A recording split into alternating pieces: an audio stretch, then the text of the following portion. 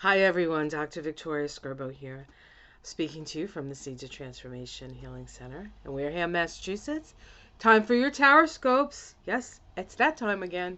I'm doing the water signs today, hence the blue, and I'm going to be doing Scorpio next. And of course, Scorpio is a fixed water sign, and the sun is in Scorpio for most of November, and Mars is also in Scorpio. So Scorpios are really have the potential to really wield a lot of power at this time. And so, as you know, Scorpio, what goes around comes around. Um, those Scorpios of higher intention are going to create some really um, amazing things to support and help the evolutionary process. And then there are going to be those negative Scorpios that will also be powerful. And so um, you do have to be aware, and you do have to sort of, uh, especially with the Scorpio energy, I feel like you really have to fill yourself up.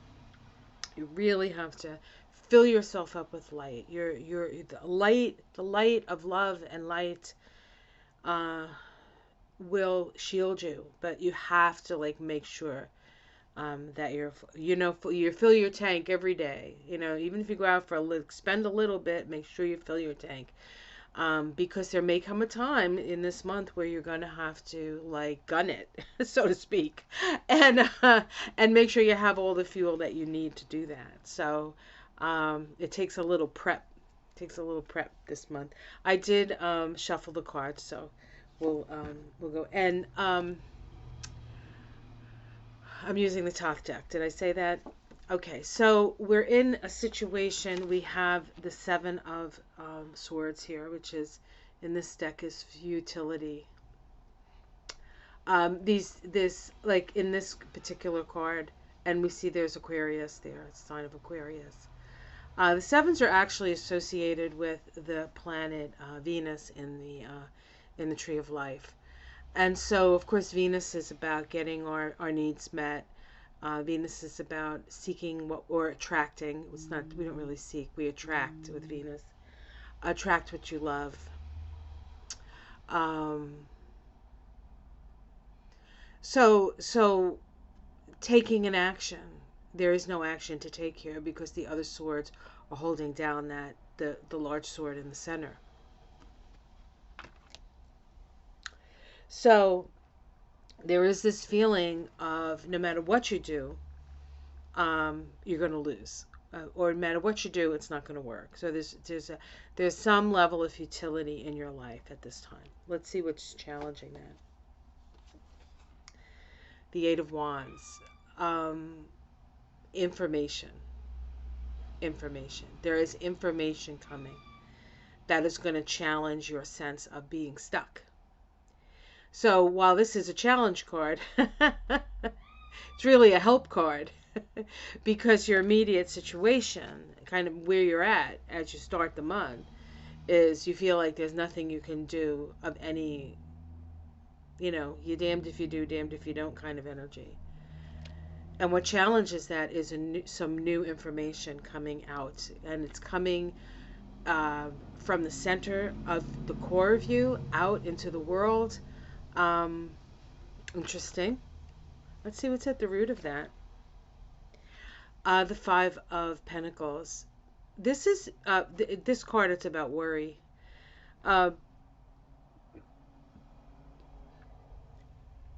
I want to say this, if I can. There's something about being on the edge. Something about you know being on the edge that requires an opening to faith. It's like I guess it's kind of like when you're fighting addiction. Very often you have to get to rock bottom before you'll come up because you know you haven't felt down deep dark enough. um this is not something that Scorpios uh this is something I should say. Let's try to be clear here. This is something that Scorpios are very familiar with. They know what this feels like. They have been there. They've been at the bottom. Um, but it's in that you rise up and you transform. So this could be, this Five of Pentacles could be that you've been ill and weakened, because it is Pentacles. Pentacles is the body. It could be that financially you are maybe have gone bankrupt, or have gotten to the point where you've lost everything, which isn't necessarily bankruptcy. But there's this opening up to faith that creates. Let's see what's in the past. We have the Judgment card. So perhaps you've been judged harshly. Perhaps you have come to a point where you were held accountable for something. You know, what goes around comes around. Or perhaps, see this little symbol here next to where it says Aeon. That's Shin. Yeah, that is a mother letter. That's the mother letter of fire in Hebrew. And this card is associated with Pluto. So, and Pluto is your ruler. And Pluto just turned direct last month. So, there's been, before that point, when Pluto was retrograde, there was a lot of very sort of deep exploration. And once Pluto goes direct, it's like you go through that, you go to the next level. It's almost like you've suffered enough. So if there's this feeling of being at the bottom,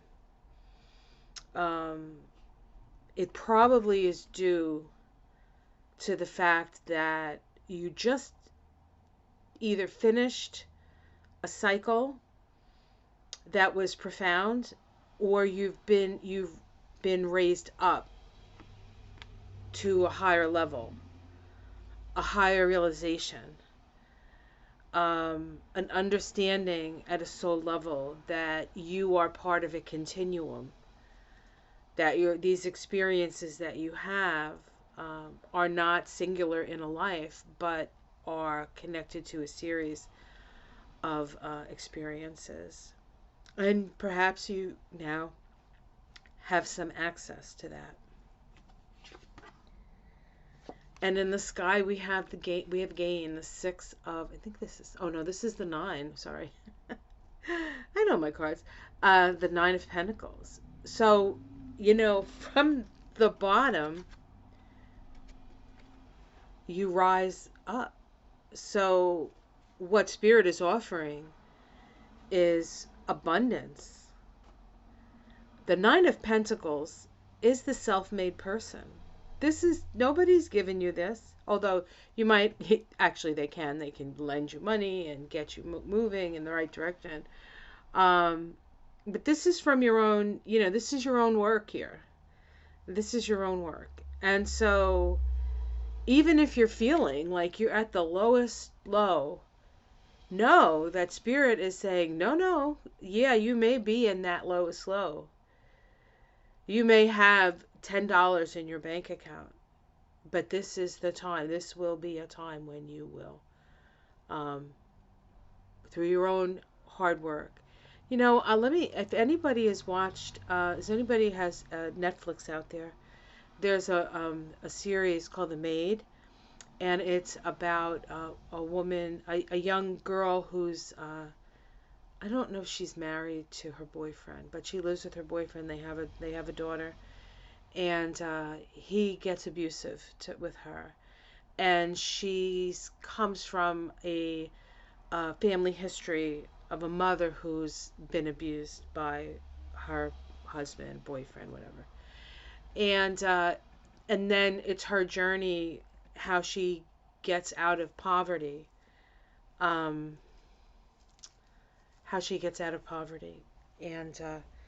and ultimately it's based on a true story. and the woman who wrote the book is the woman in the movie. So she does eventually, of course, become very successful because her book is a movie. But it is that very much scorpionic journey that is depicted in this. I mean, it is harsh and serious and beautiful, and it's just beautifully done. It's a beautifully done movie. Um, but it's very scorpionic, like going from the bottom. She's a friend of hers. It's in somewhere up in it's actually filmed in Victoria, British Columbia, so it's up in that northwest region. And so there's ferries, and like one night she's sleeping on the ferry floor, with her daughter, and somebody that she knew comes along and offers her help. She doesn't end up taking it, and I think she calls her father, and her father comes to help her. But it's a great movie. It's a great movie. It's a great series. Definitely check it out. Um, Especially if you're Scorpio and you're here. If you can. In the future, Dominion. Dominion. This is the four. No, the Two of Wands. Mars and Aries. Mars and Aries is, do your own thing. This is about you going on your path and doing your thing. This is very individual. This is very individual. Of course, Dominion is, take control of your life. Take control of your life. People around you are going to try to get in your way. They're going to try to interfere in some way. So be aware of that. Their interference is their fear that they're projecting on you. So know that. Your domestic situation, the Chariot. Getting on movement, getting on your soul's journey, your soul's path. Sometimes we have to have these experiences. We have to feel these things before we realign ourselves onto our journey, our soul's journey. Hopes and fears, sorrow. No one, not even a Scorpio, hopes for sorrow. I'm sorry. Maybe a negative Scorpio might hope for somebody else's sorrow, but I don't have any negative Scorpio. I don't have low vibrational Scorpios watching my channel. I know it. I know I don't. So that could be a fear. Loss. Nobody wants to lose. The outcome. Da, da, da, da. The Ace of Cups. Overflowing love, compassion, feelings, emotions. The Three of Pentacles. I'm going to pick to see if I can get a major arcana. Finding the work that makes your soul sing. That's what this is about. This is about finding your niche. What do you love spending your time doing? That's your work.